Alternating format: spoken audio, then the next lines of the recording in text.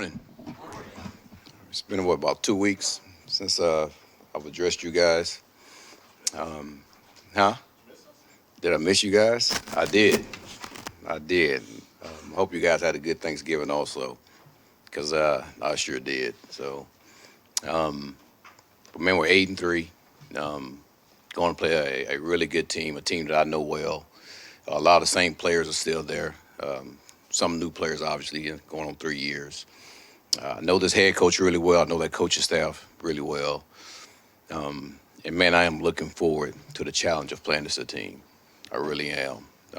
And this will be a good one. Taysom Yeah. well. Just the challenge as a defensive coordinator facing such a unique weapon like that, and especially when it comes to the red zone, Aaron, it seems like that's really where he's at his most dangerous. Here's the thing about Taysom, and I want to just talk about him as a person first off. He's a really, really good person. He's a God-fearing man. He's a family man.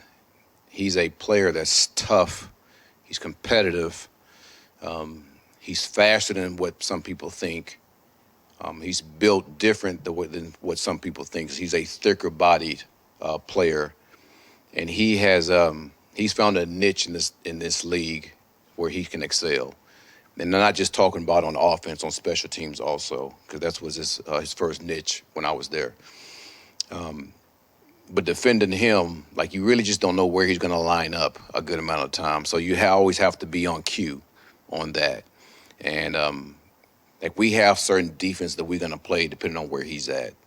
And we got to be on top of that. We got to be on top of it from a personnel standpoint. And then we have to be on top of it of where he's at as far as what position he's going to be at, that standpoint. So it can be difficult, but I think our guys will be ready for it. This is the time of year where you really want your guys to be hitting their stride. Yeah. Maybe not the best November for you guys. Yeah.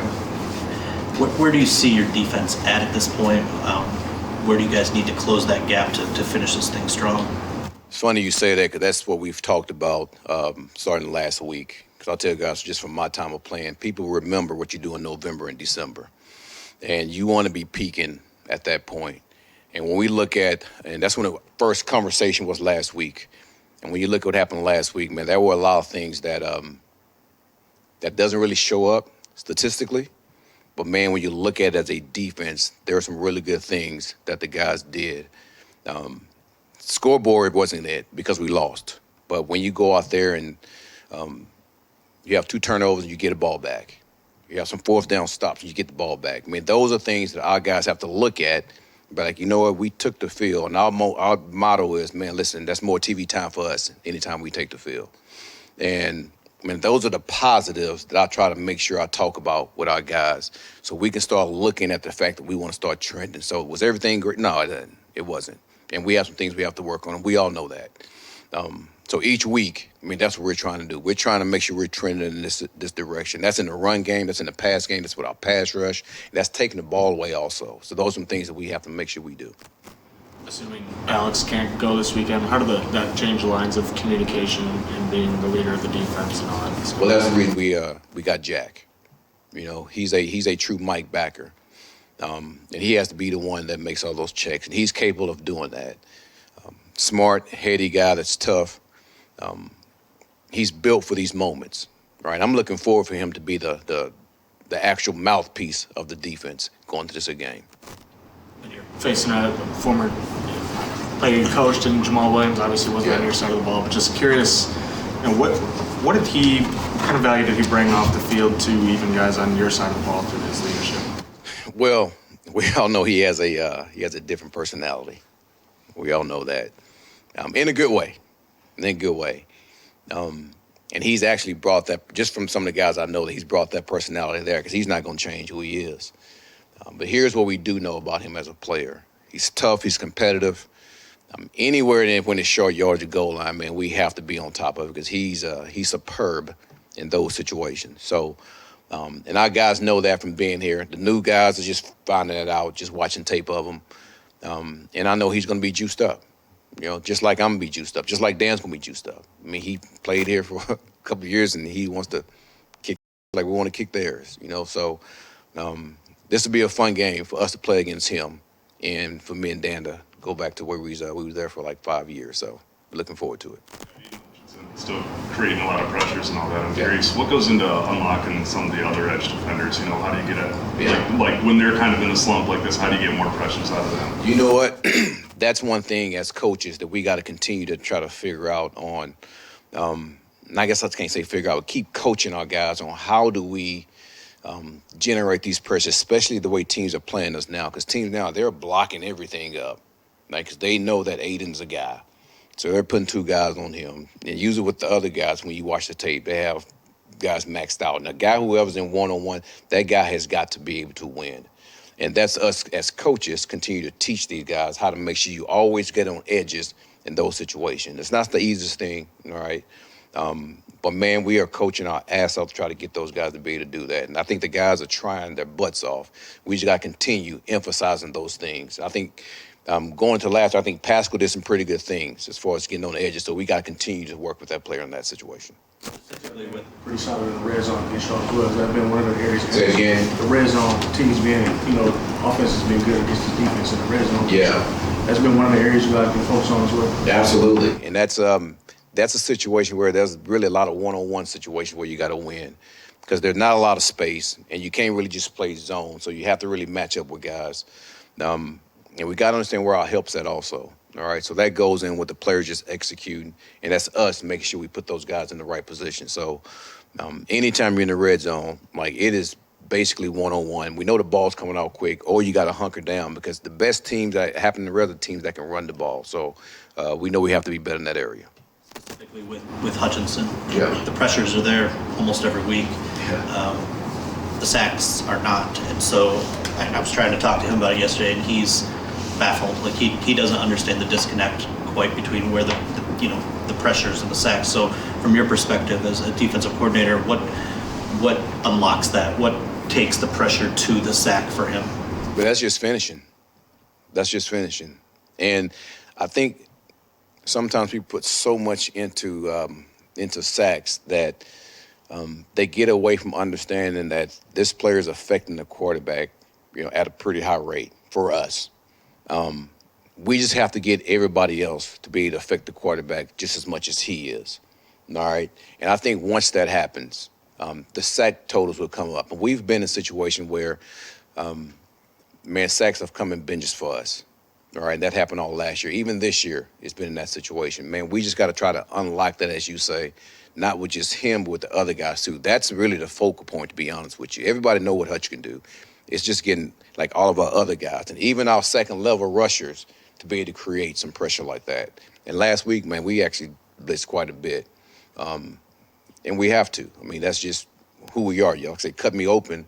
I mean, I like to be in man coverage and blitz. But, man, I think our guys do a really good job being able to play zone and being able to play man, right? Because that's who we are as a defense. How much of that plays into the marriage of rushing coverage, too? I mean, last week, particularly with Love, he was just getting the ball out so quickly. So is there a need to get the coverage tighter to give those guys up front the opportunities to finish? I mean, that's always the plan when you're playing against a team that's getting the ball out quick. Yeah, because the rush is not going to get there, all right? So then when you're in man coverage, you got to win those one-on-one battles. And that's what happened. Any team that try to get the ball out quick like that. Voice. How much have you heard that voice grow over the last? Here's what I will tell you: when we're in meetings, and sometimes I tell Alex, don't say anything, right? Because it's easy for him for the most part. The next voices you're going to hear is Jack, and that's encouraging because what he does in the meeting actually translates to what he's going to do on the field, and he understands this defense like the back of his hands now. Just the fact of him knowing that he's the guy, he's the mouthpiece, he's the guy that the whole defense is looking at to make sure we get into the right checks. And for him to have this opportunity right now, I think it's outstanding. I'm sorry, go ahead, Jeremy. Last couple of weeks, you guys have kind of had struggled out of the gate, giving up opening touchdowns in both those games. Just what do you have to do to come out a little hotter against maybe some of those scripted plays on offense? Just play better. Play better. I think everybody say that. Did want to go back to Pascal. You brought him up. He did kind of pop on the film a bit. It feels like this might be the longest stretch of healthy football you've had for him. So what are you seeing on the practice field? What are you seeing on some of the game tape reviews that suggest that maybe he's ready to start turning a corner? Exactly what you saw in that game film. The thing now is, man, he has to take it to another level. I mean, we drafted this player in the second round, and he's had glimpses of what you saw that last game. Now, man, it's time to just like the run game, man. He's become a really, really good player as far as setting the edge and being able to do things like that. Now we have to unlock the pass rush part of it, to be able to transition from run, man, to pass. And that's when he's busting his butt to be able to do that. Because that player, I mean, that's just who he is. And you guys have talked to him before. Because that player, we need that player to be able to do that. Because besides Hutch, Mac, I mean, Pascal has to be that guy because he has that ability. Okay? Hey, seems like forever ago. I'm curious about onside kicks. They're such a important play because when you're doing them, generally you have to have them. But rules kind of made it pretty difficult to execute. I think it's like 5 or 6% we've seen the conversion rate. So how much time do you spend thinking of new ways to make that play more successful? And how was the one you attempted at the end of the last game? Like how did that go execution-wise? Yeah, well, the ones you recover go great execution-wise. The ones you don't go very well execution-wise. I've had somebody ask me that question before, and it's like, well, what's the best thing to do? And I think I think we talked about this a while back, but I think there's some things you can do to help your odds. The odds are still not very good, as you pointed out, and that's across the league. That's not us; it's everybody. I think there's been one recovered this season, and it was recovered by Baltimore. And truth be told, it's like, or actually it wasn't recovered by Baltimore. It went against Baltimore. It wasn't a great kick necessarily. The guy just kind of botched the play, and so the kick team came down with it. So to answer your question, I think there's some things you can do to help your odds or increase your percentages of getting the ball back. It's still not very good. You try the best you do. How much time do you put into it? I mean, a lot, but I think everybody's done it, and every special teams coordinator across the league's worked on the play or thought about it, and they've all thrown everything they've got at it for the last couple of years, and it really hasn't helped get the ball back a whole lot. The best play is when something probably unpredictable happens, and it shocks their team as much as it does yours, and the guy ends up missing the play, and you end up with the football at the end of it. So, I don't know. I wish I had a better answer for you and it was more controlled, but it's really not. It's not a great play. It's a tough situation to be in. In terms of our execution, obviously we didn't execute it well enough. We didn't get the ball back, and we had the penalty. The penalty was on our back foot. If your back foot moves before the ball's kicked, even if you're on sides, they call that an illegal formation. So that's really what it was. Tracy Walker's back foot was just slightly moving as the ball was being kicked. And I'm not making excuses for it. It's definitely not good enough. It's something we talk about all the time and work on and teach and coach. But at the same time, if you sit there and wait all day for the ball to be kicked, you're never going to get it. So it's kind of being on the edge, but also being right. And again, I'm not making excuses. I need to do a better job with that. But it's a tough play. Curious then, it would take it out of special teams' hands, but I know that there's been some rule suggestions at the owners' meetings, in the offseason about maybe subbing that play out for a 4th and 15 or something in that regard. Would you be in favor of that, or is that something that you would not like to see taken out of special teams' hands? Yeah, I think in general for me, I've kind of always taken the approach of let the league come up with the way the game's played, and then my job's to figure out the best way to play the play, or the plays that we can play. And I've always said that I think the league has done a great job making the game better and safer for the players out there on the field, and really for the excitement of the game throughout the course of my time in this league. So we'll keep it up to them. I'll stay out of it. Sorry. Sounds good. What jumps out to you about New Orleans special teams? Say that again. What jumps out to you watching the tape, preparing for the Monday? I mean, they're a very good outfit. Their returner, number 22, I know he might be nicked up, but the guy's an explosive player. They've always got explosive returners back there. Kamara's done a bunch of it in his past. Taysom Hill's done a bunch of it. Taysom Hill went back there in the end of the game last week when 22 went down. JT Gray, number 48, obviously a very good player for them. Been a great player for a long time, kind of a fifth safety that they keep active on game day. They got a great linebacking core. They got a good combination of young and old players in there. They got 52, a little bit younger. They got 45, Sewell's brother, a little bit younger. Then they got some veteran guys, 42, guy who played in Green Bay. We played against a bunch of times. 53, Bond. Inside, so very good group, a lot of experience. They got a lot of players who played for like 3 or 4 years, so they have enough youth and energy to play hard, but they also have enough experience that they don't make a lot of mistakes. They got speed on the perimeter. 28 also is another good player on the outside to complement 48. So overall, I'd say very good outfit. They're specialists, the punter is a little bit different than most of these guys. He's an Australian kid. He's a rugby punter, so he rolls out and punts right, so they break the formation. They got Taysom Hill back there as their personal protector, so they've run the fake game with him. Obviously, the guy plays that position on offense. A quarterback back there for them. He could take a direct snap, so that makes him dangerous there. So pretty good group overall. Yeah, it's a good challenge for us. I know our guys are excited about it. I'm certainly excited for it. It'll be a good opportunity, great atmosphere, great place to play. I've been a part of playing some good games there, so it should be fun. With the fake punt, I know we asked you about the lack of them. You said you're waiting for the right opportunity. Obviously, again, execution wasn't good enough because it didn't work, but how much of that was pressing, I guess, when you didn't need to, and not taking the right opportunity to attempt it? Yeah, I would say in general, here my kind of belief on the play, and this is what I think as a coach, is like ultimately the head coach called the play because he believed in us and he thought we'd be able to execute it and get the job done, and he thought the outcome would be different. And we've been fairly successful at that. But for me, at the end of the day, we let them down. We didn't execute well enough to get the job done. And there's a lot of things that go into that, but I would say most of it really falls on my shoulders. I got to do a better job of getting them ready to play that play, and no matter what the look is and all that stuff, and come down and make the head coach look good is really my job. And I appreciate him having the confidence in us to run the play. He's been great with all that stuff. But obviously we got to come through for him right there, and we put him in a bad spot.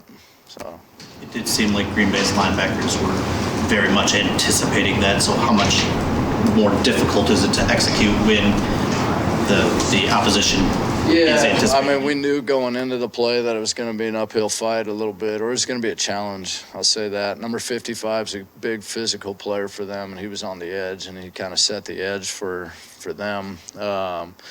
The snap was a little bit behind us, so it kind of held us from getting out there real fast. So it's just like any play. There's a lot of things that add up into it. It's not one player, one guy.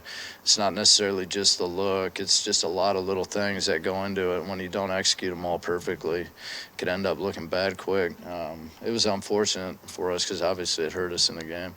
I want to go back to the Bears game. Kind of had a unique play that we don't see that often, like a onside punt after safety type of thing. Is that something that you practice much, or is that something where you kind of group together in the moment and kind of teach in the immediacy, I guess? Yeah, it's a good question. Unfortunately for me, I've been a part of that play twice, which is why we were ready for it this time.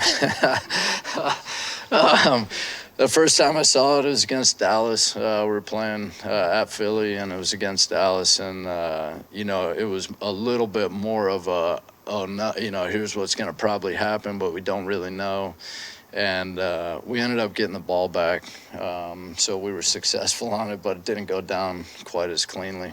So it is a play that we practice quite a bit, or not quite a bit, but enough to make sure everybody knows what they're doing and have a plan in place. Obviously, we had St. Brown up there to field the ball.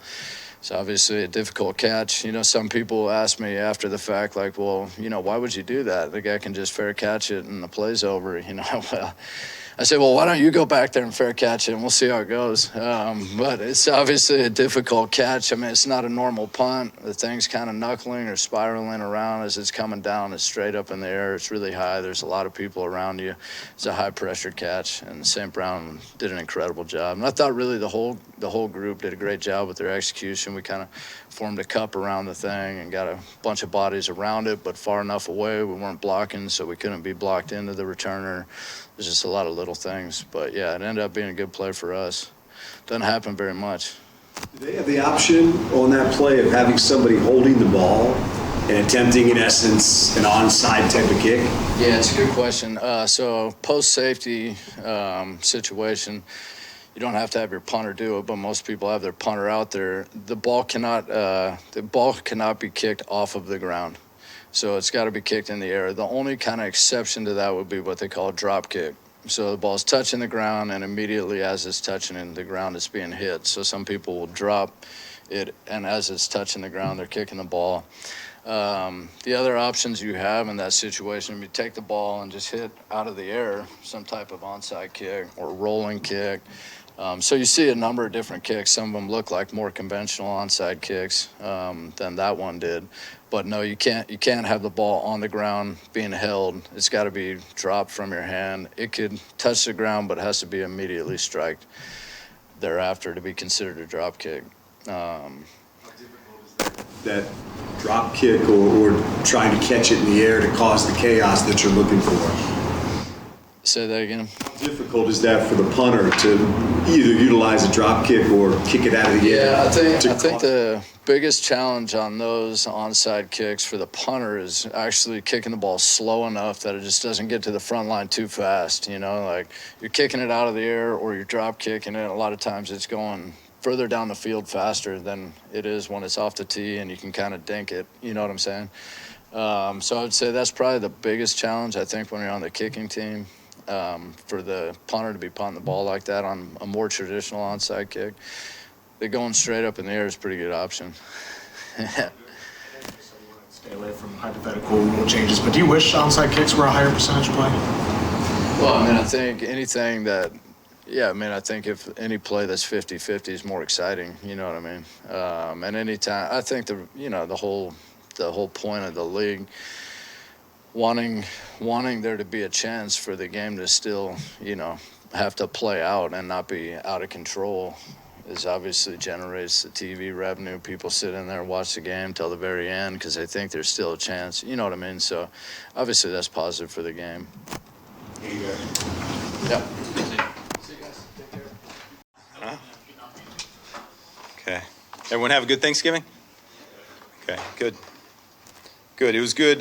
Good to have a few days off and kind of hit that reset button and take a look at why the last two games have gone the way they have for us on offense. And really, when you look at it, we've been able to move the ball, but clearly the turnovers are the issue. So our guys know it. We're addressing it, and we clean that area up. We'll feel good about going into the next 6 games of the season.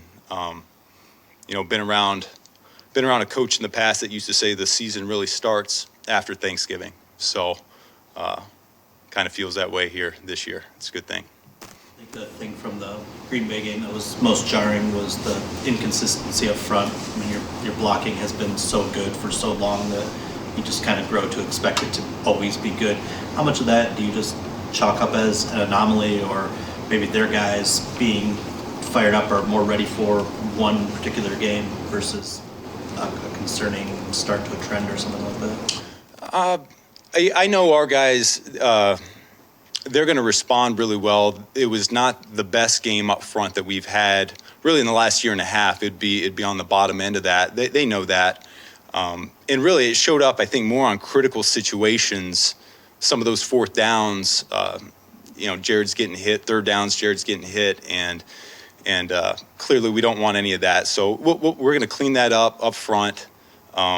Got to give a lot of credit to the Green Bay. They had a great plan on a short week, and they had a high intensity going into the game as well that we never really found our footing and got on a roll. So credit goes to them on that. And listen, great learning opportunity for us. We gotta have our best stuff each and every week. You said season starts after Thanksgiving, right? Like, is there a value or a benefit to maybe having that game happen at this time to recenter your focus going into that stretch run? Yeah, I mean, we've kind of gotten hit in the teeth a couple times this year, really since Coach Campbell took over. Even last year we got hit in the teeth, and our guys come back and they respond. End of the year last year, Carolina kind of took it to us, and we ended up cleaning it up. And Baltimore got after us a little bit, and then we cleaned that up. And then hopefully we can learn from the Green Bay experience and play cleaner football. I think that's really what it comes down to. The guys are, for the most part, we're handling the scheme and we're playing fast. It's just some of the little things, the execution part of it, the technique has fallen off, and that's what we got to get back on. With the idea of playing your best ball this time of year, I know that it's probably not beneficial for you to change at all in really any way. So I guess how does that show itself in terms of locking in or whatever it may be? I think our guys understand we are in a unique opportunity. For the guys that have been here, or at least my time here, this is my 5th season, we haven't had a record quite like this, and an opportunity to seize whatever we want to seize here the second half of the season. And so I think just keeping big perspective and where we're headed and what we can potentially accomplish still this year.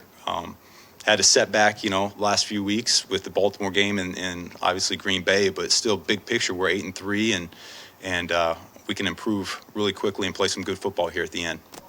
How exciting is it just to get heading back or I guess not back in practice, but just at practice for the first time and just, see him have the opportunity to get out there with you guys? Yeah, he did great yesterday. You can tell he's fired up, and he threw about 1 million passes, it seemed like, out there, and the ball's coming off his hand. He's spinning it. Coach Brunell and JT Barrett have done a heck of a job keeping him up to speed. It's hard, particularly for younger players, to stay engaged when it's just all mental work for as long as it's been for him. But now that we can combine the physical to it and get him as many game-like reps as possible, we'll really accelerate his learning from there. They might be saying the same thing over in New Orleans, but how much of a benefit is it to have Aaron Glenn on staff going up against the Saints defense that he knows very well? Yeah, and no question. He's got some insight. We might see some things on tape and ask him, hey, what exactly is going on here? Because they have a lot of scheme. They play a lot of coverages, very good players in the front. And on the back end, they're about as aggressive as a back end as we've seen. They're going to get up. They're going to challenge us. Our receivers got they're going to have to buckle up and be ready to go this week, probably more so than what we've seen so far this year. So AG's been really good in kind of creating a little clarity for us. And then when AG first got here, very similar schematics. And so the guys that were here that first year and some of last year, they really know what that style of defense is about. So I do think the veteran guys in the group, they won't be surprised by the physical style of play that this defense has. I wanted to ask you about a specific play from the Green Bay game. Thought the flea flicker at the end of the half was a really unique call to take a prevent defense out of its kind of rhythm. Any reason the execution didn't seem to be on page there, and is that maybe part of the danger of implementing something a little new or different in a short week where you don't get to practice the timing as much? Yeah. We all love flea flickers, right? Depends on the situation, yeah. That's right. Okay. No, listen, we saw something on tape that made us believe that we could take advantage of potentially getting a flea flicker. It's a rare opportunity that you would ever see something like that. You listen to the TV copy, the entire defense is yelling, draw, draw, draw, and so we were getting the sell that we were looking for. But no, the execution was not what we want. And just like you said, that is the danger on a short week, not ever getting anything full speed, of the execution being a little bit off. And when you are as multiple as we are, that's why the full speed reps in practice are so critical. And it really happened the first time we played Green Bay, that first Thursday night game. Short week again, and we had a couple plays that we were just a little bit off. And I remember us as a coaching staff saying, golly, if we would have gotten at full speed, we would have been able to clean it up, and they would have been good plays for us. And so you're always trying to do that balancing act on a short week of, hey, we got to have enough to attack them, but at the same time, we still got to execute at a high level. So that one we fell short. Outside of that one, seemed like J-Mo had a really productive game, both as a pass catcher and maybe a distraction or pulling a defender to open up some other things. Was this just another step for him? Because it does feel like that might have been his best game or one of his best games. He's getting better every week. You see it. And because of that, the way he's practicing, the way he's preparing, and the way he's playing on site, because of that, his reps are going up. And so, he continues to get out there, and the ball's going to just start gravitating to him just a little bit more than it already has. But he's doing a really nice job, and he just needs to continue to put in the work like he's doing right now, and good things will happen. Yes. One guy you'll see this weekend, Jamal Williams, guy who was on this offense a year ago. Just how much did he mean to your offense as you were kind of trying to get things going as an offensive coordinator, get everybody on the same page, to have a leader like him in the locker room? Yeah, each year is a little bit different in terms of the vocal leaders on the team. Last year, he was certainly more on that side of things. I'm sure he's doing that for them down in New Orleans. He's a heck of a guy, heck of a player. What happens is when the nature of the business is we move on year to year, the team never stays the same. And so he leaves, someone else will step up, and so we've got some young guys like Panay Sewell's becoming a more vocal leader for us here on offense. And we've got guys along in each position group that are really trying to take charge in that way. With the turnovers last year, Jared took that really personally and made a commitment to it, and certainly turned around in the stretch run the way it did. These 6 or 7 aren't all on him, obviously, but a lot of times the ball's leaving his hands last. So I'm just wondering how personally you felt he's taking these, and how seriously, I guess, is he to making a similar commitment to he did last year to this season? Yeah, it's really everything for him. Because he touches the ball every play, so he knows he has to take care of it. It's one of the first things we do every springtime with him is we go through the uncomfortable act of watching the turnover, the bad play cut up, sacks, fumbles, intercept. Why did they happen? How can we learn from it so it doesn't happen again? And listen, the ones that we've had over the last 2 weeks are not entirely his fault. Some of those interceptions, that's the cost of doing business. We're trying to throw a slant route and Laporta gets knocked off his route and this corner's there to make the play. So those are ones that we can live with and we can handle. And our defense has done a heck of a job. We put them in some tough spots the last 2 weeks, and they've really played good football considering the sudden change, as many of them as they've been put in. But the ones that we can clean up, I think Coach already talked about it, is we're crossing line of scrimmage, that ball's got to be tucked away. We're not thinking about holding on to it or throwing it anymore, so we got to tuck it away. Jared knows that. We'll clean that up, and we'll be good to go from there. There are a couple plays last week where he's holding on the ball longer than we wanted to, and they had a good defense compared to our call as well. So that's on me also trying to help him so that number one gets open a little bit more for him. And so it all plays a part. We all have a hand in it, but he's certainly taken ownership of it, and we'll see some dividends paid here soon. Turnovers are a problem any time, but when they happen early in the game, like second, third drive for you guys this last game, how difficult is that for a play caller when you've got a script you want to get to, but does it affect your play calling early in the game? Yeah, I mean, it doesn't allow us to get in a rhythm. There's some things we want to establish early in games, and that varies week to week. That last couple of weeks we really haven't been able to do, and so it's taken us a little while to get going. Fortunately, last week our guys responded in a big way out of halftime. That was our best series coming out of halftime all year, and so hopefully we can continue that trend as well. But establishing that rhythm is really important to what we do on offense. Anything to that drive, Ben? I asked Jared that after the game. Was there anything that you pulled from that helped you click out of the locker room? Yeah, it helps starting with 2 explosive plays. No, I don't think there's any magic in the plays, but our guys, they weren't happy with how that first half went, and so they came out with some good intensity there in the second half and got us going. Unfortunately, we weren't able to withstand that for the course of the half and come away with the win. Yep, thank you.